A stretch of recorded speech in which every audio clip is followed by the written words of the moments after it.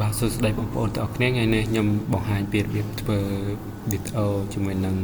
Quant AI បងប្អូនអូខេបងប្អូនមុននឹងចូលយើងត្រូវ search ចូលក្នុង Google Chrome សិនបងប្អូនហើយយើងជ្រើសរើសរូបថតសិនយើងវាយពាក្យ photo ហើយយើងចុច enter មកដើម្បី search រកវាតោះមកយើងរករូបណាដែលយើងពេញចិត្តបងប្អូនឥឡូវយើងមើលរូប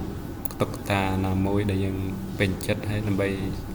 សាកបោមកកើតវាជា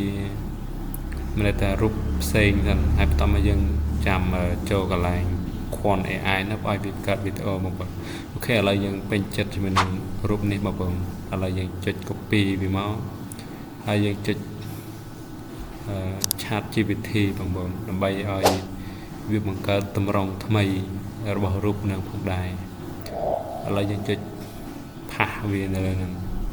ចាំឲ្យវាពេញហើយយើងសរសេរ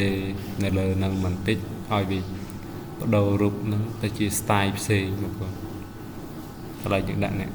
បងប្អូនអាចធ្វើតាមហ្នឹងក៏បានដែរយើងដាក់សរសេរថា can you make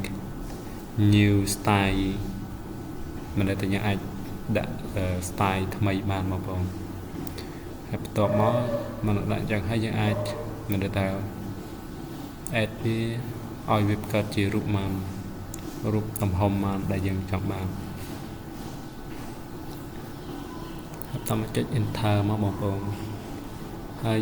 យើងរងចាំវាបន្តិចហើយរូបនឹងផងដែរបងប្អូនវាត្រូវការ generate យូរបន្តិចដោយសារ ChatGPT ឥឡូវវាមិនថាវាបង្កើតរូបច្បាស់ជាងមុនចឹងទៅវាត្រូវចំណាយពេលវេលាយូរបន្តិចដើម្បីវា generate បងប្អូនហើយចំពោះរូបនោះដែរវាមិនដឹងថាអាចមានសារៈប្រយោជន៍ច្រើនសម្រាប់អ្នកបងប្អូនដែរ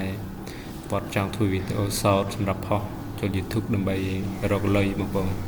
ដោយសារនៅពេលបច្ចុប្បន្នដែរគឺវីដេអូ short គឺពេញនិយមជាងគេបងប្អូនដោយសារវីដេអូ short គឺ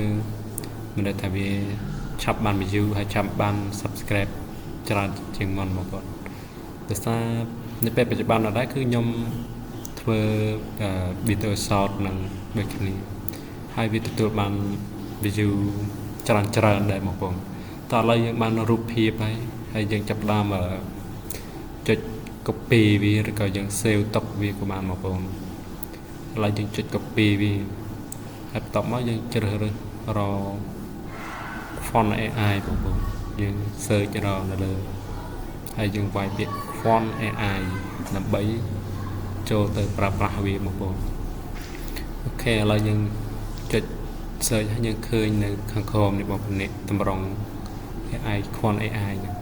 ហើយបន្ទាប់មកយើងចុចទៅលើវាហើយយើងជ្រើសរើសពាក្យ video generate បងប្អូននេះខាងក្រោមនេះបងប្អូនអូខេឥឡូវយើងចុចនៅលើហ្នឹងហើយយើងចាំវាបន្តិចវាឲ្យយើង log in កន្លែងហ្នឹងប៉ុន្តែដោយសារកន្លែងហ្នឹងគឺខ្ញុំ log in ហើយយើងគ្រាន់តែចុចផាសរូបថតដែលយើង copy មួយហ្នឹងហើយបន្ទាប់មកយើងសរសេរគំនិតដែលយើងចង់ដាក់រូបនឹងជាមានចលនាអីខ្លះជាអាចកំណត់ខ្លួនឯងបានបងប្អូនអូខេឥឡូវយើងដាក់នៅកន្លែងនេះគេយើងដាក់ឲ្យវាច្រៀងបងប្អូនហើយបន្ទាប់មកយើងចុចឲ្យវា generate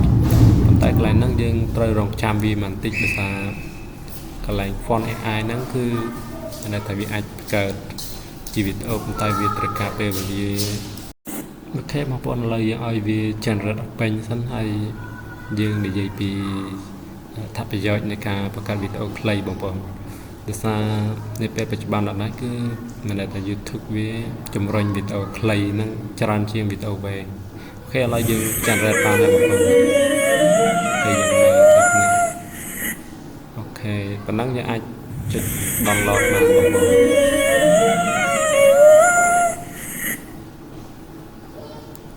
អូខេឥឡូវយើងចាំមើលកន្លែង download យើងចុចកន្លែងសញ្ញាព្រួយចុះក្រោមបងប្អូនមិនដែលតែយើងចុច download ទុកយកទៅផុសឬក៏មិនដែលតែយើងទុកធ្វើកាត់តជាវីដេអូផ្សេងទៀតបានបងប្អូនកន្លែងនេះអូខេឥឡូវយើងមើលមកទៀតអូ ខេបងប្អូនអរគុណច្រើនចំពោះការទស្សនាវីដេអូនេះបងប្អូន